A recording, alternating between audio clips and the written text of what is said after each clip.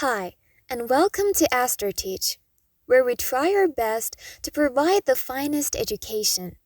Hope you enjoy your learning journey. The laws of motion. We want to take a look at the Newton's laws of motion objectives. First, we describe Newton's first law of motion and explain how it relates to objects at rest and objects in motion. Then, we state Newton's second law of motion and explain the relationship between force, mass, and acceleration. And at last, we state Newton's third law of motion and give examples of force pairs. But what is force?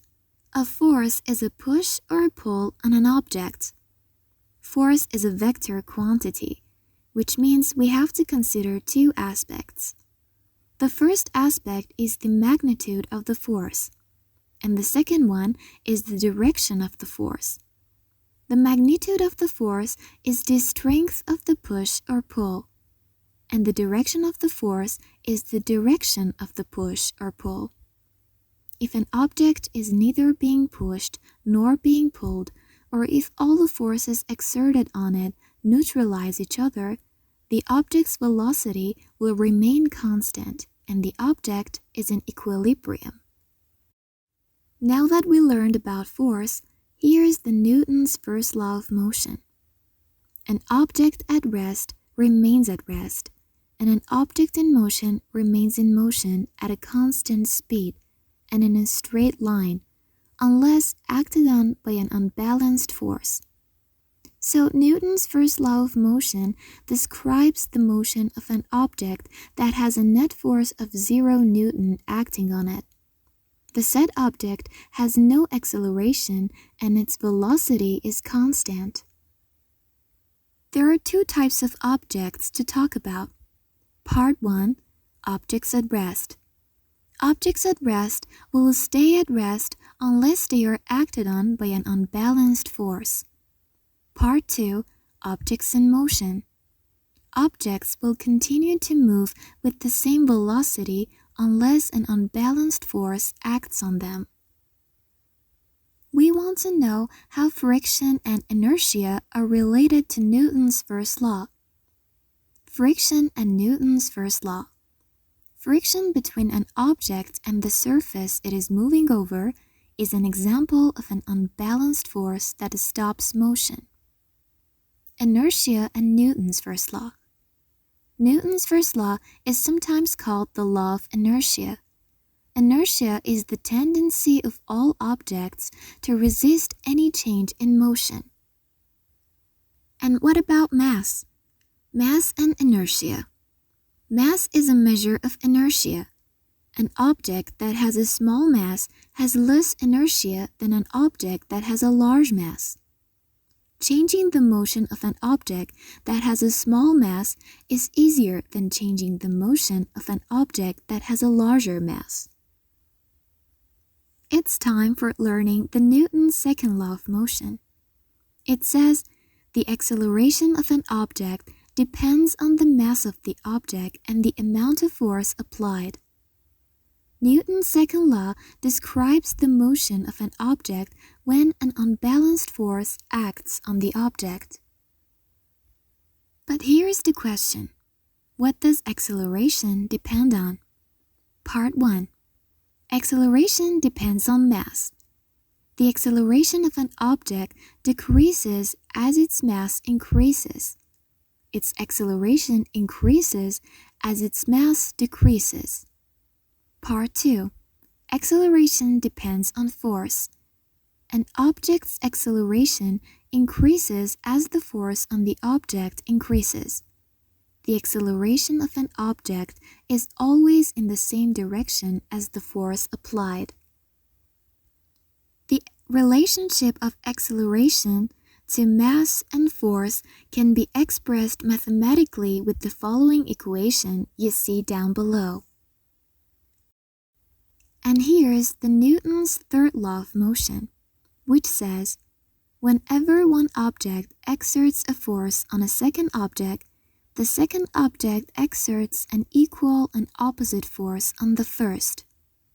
Newton's third law of motion can be simply stated as follows. All forces act in pairs. There are some points to pay attention to.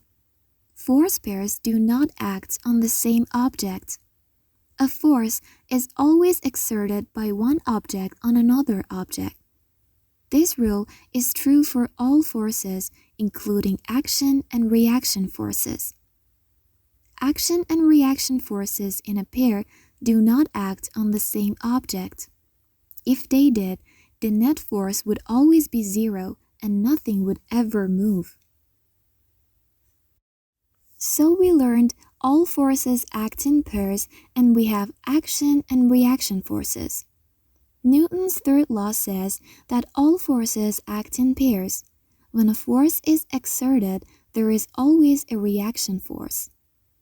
The effect of a reaction might be difficult to see because when an object falls, gravity pulls the object toward Earth and pulls Earth toward the object. You don't notice Earth being pulled upward because the mass of Earth is much larger than the mass of the object. Thus, the acceleration of Earth is much smaller than the acceleration of the object. Now that we have completed learning Newton's laws of motion, we have momentum. We want to calculate the momentum of moving objects and explain the law of conservation of momentum. Momentum of an object depends on the object's mass and velocity. And if you're wondering how we calculate it, the relationship of momentum, mass, and velocity is shown in the equation down below. And now, let's learn about the law of conservation of momentum. The law of conservation of momentum, it states that anytime objects collide, the total amount of momentum stays the same. If two objects stick together, they move as one object. The mass of the combined objects is equal to the masses of the two objects added together. The combined objects have a different velocity because momentum is conserved and depends on mass and velocity. When the mass changes, the velocity must also change. But what if objects bounce off each other? When two objects bounce off each other, momentum is usually transferred from one object to the other. The transfer of momentum causes the objects to move in different directions at different speeds. There are also 2 points about conservation of momentum and Newton's third law to remember. Conservation of momentum can be explained by Newton's third law. Action and reaction forces are equal and opposite. Therefore, momentum is neither gained nor lost in a collision.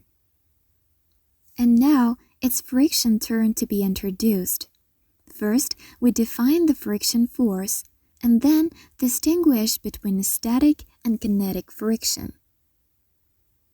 So, what's friction like? When you push your hand across a surface, you feel the force called friction opposing the motion of your hand. Friction is a force that resists motion whenever the surfaces of two objects rub against each other. There are 2 types of friction, and both always oppose the initial motion of an object sliding across a surface.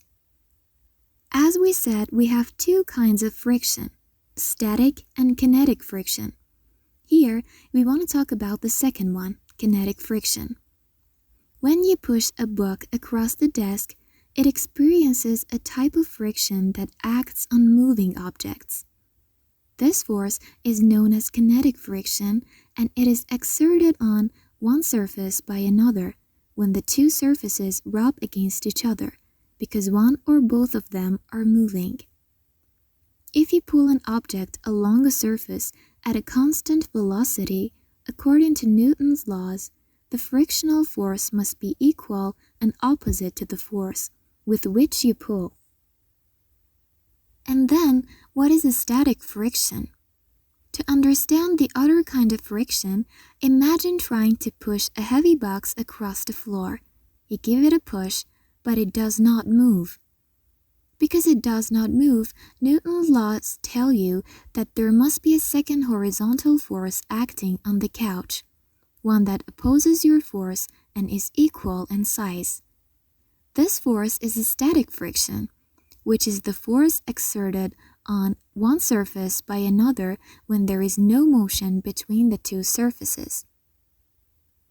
You might push an object harder and harder, but if it still does not move, the force of friction must be getting larger. This is because the static friction force acts in response to other forces. Finally, when you push hard enough, the object will begin to move. And if you're wondering how static and kinetic friction are related, here's the answer. There is a limit to how large the static friction force can be. Once your force is greater than this maximum static friction, the object begins moving, and kinetic friction begins to act on it instead of static friction. Frictional force depends on the materials that the surfaces are made of. The normal force between the two objects also matters. The harder object is pushed against the other. But how the static and kinetic friction are calculated? The static friction force is less than or equal to the product of the coefficient of the static friction and the normal force, and is the maximum static friction force that must be overcome before motion can begin. The value of μs depends on the materials that the objects producing friction are made of. You see the formula down below. The kinetic friction force is equal to the product of the coefficient of the kinetic friction and the normal force. The value of μk depends on the materials that the objects producing friction are made of. You see the formula down below.